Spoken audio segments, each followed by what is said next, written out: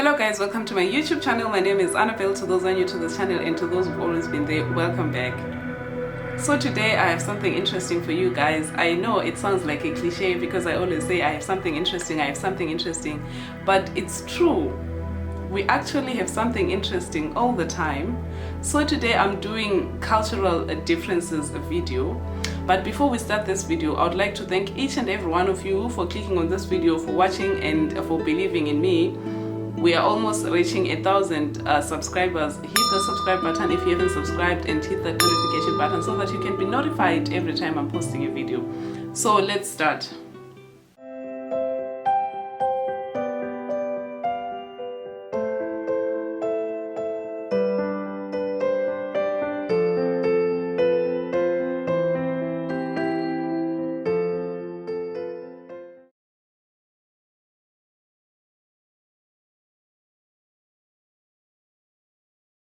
The first thing that we're going to talk about is actually the role of a woman in the society. I'm sure feminists are going to scream out loud with this point. It's actually interesting. So I'm going to compare the role of a woman in the society in Africa, in Zimbabwe, and the role of a woman here in Germany. Growing up in Zimbabwe was always like the woman's place was in the kitchen. So my mother was the one who was supposed to do everything. Actually, the woman's place is in the kitchen and being home with the kids.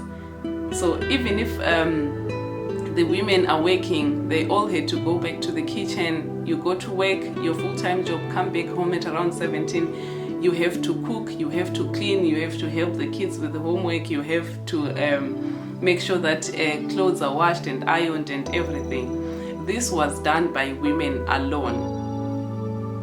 But here in Germany, it's actually totally different. Men and women share their duties 50-50. Especially if both men and especially if both the husband and the wife or the girlfriend and the boyfriend both go to work, like their full-time jobs, they actually share the duties. It's not like in Zimbabwe where even if the woman is working full-time, they still have to come back home and do everything alone. No, not here, darling. In Germany, they share duties.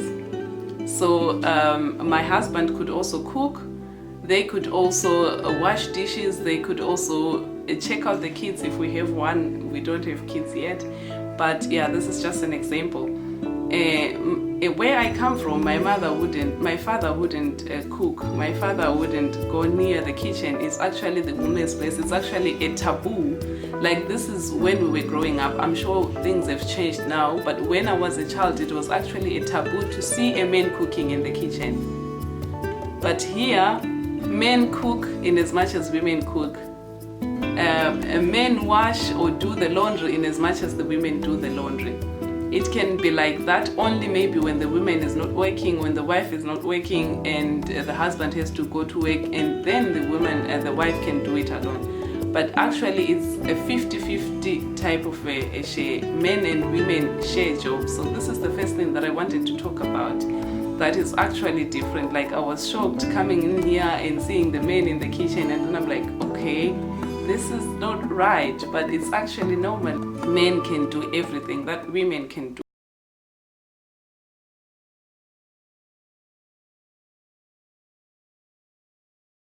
The second thing that we want to talk about today is basically the raising of a child. I don't know how they call it the right way in English. In Deutsch, it's called Kindererziehung.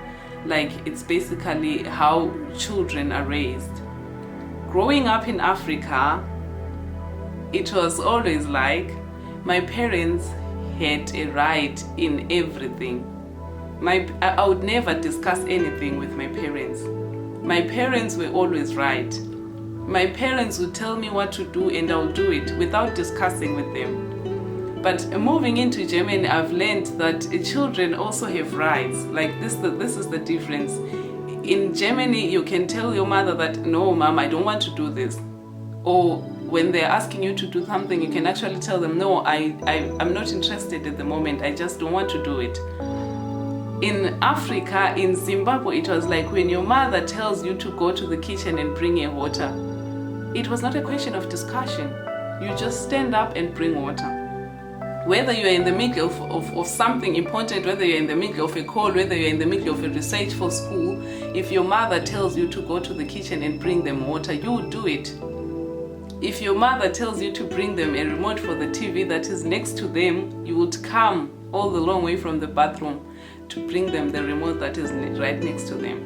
But here in Germany, you would find that the children also, they can tell you that, no, I don't want to go to the kitchen at the moment. And it's okay. It's support. The parents has to accept it. The kids don't want, that child in that particular moment doesn't want to do that thing. It's actually accepted.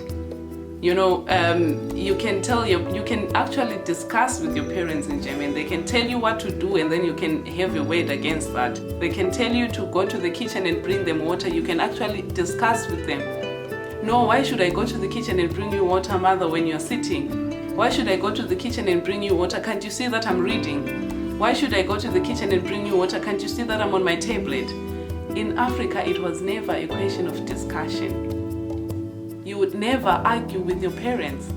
And then the other thing with this raising of children, here beating children is not allowed. The government can actually take away the children away from you. Growing up in Africa, they would beat you. They would beat you if you did something wrong. Like, they would beat you if you didn't respect them. They would beat you if they ask you to get water and you say no. It wasn't allowed. Like, it's totally different. Please comment down below and let me know how it is where you are or where you come from, or how it was when you were growing up.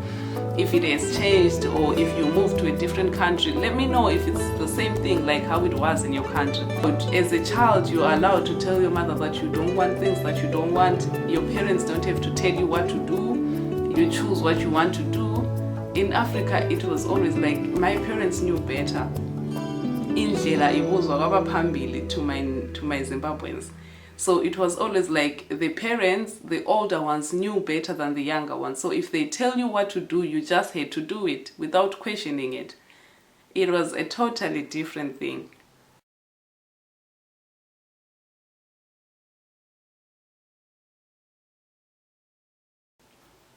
The other thing in terms of raising kids and everything, I think this point also goes to it's actually under 2.1, because this is cultural difference number 2. It falls under cultural difference number 2, 2.1 we call it. So the other thing here is children are allowed to move out at their parents' house at the age of 18, I think, or 21. I'm not sure the age, but they can actually move out at that early age. In Africa, in Zimbabwe, it's like children move out when they're getting married. So as long as I'm not married yet, especially for a girl child, as long as you are not yet married, you are not leaving your parents' house. You don't move out to stay with your boyfriend. It's not allowed. It's actually a taboo. It's disrespect. You move out when you are getting married. You move out after your wedding day. This is how it is back home. But here you find out that kids actually move in with their boyfriends or with their girlfriends at a very young age, at the 20s, early 20s. It's allowed and it's very normal.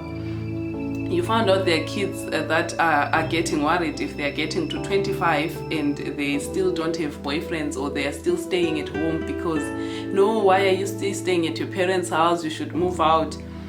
In Zimbabwe, it's actually not a matter of discussion. You're moving out after you're getting married. If you're going to get married at 40, it's okay. Stay at home, girl, until you're getting married. This is where you're moving out. But here it's like when you're at 40 and still staying with your parents. What's wrong with her, or what's wrong with him? Why is he still at his parents' house? It's like it's not okay. You get the difference. So what do you think? Please comment down below and let me know your points about all these things. In Zimbabwe, you're moving out after marriage.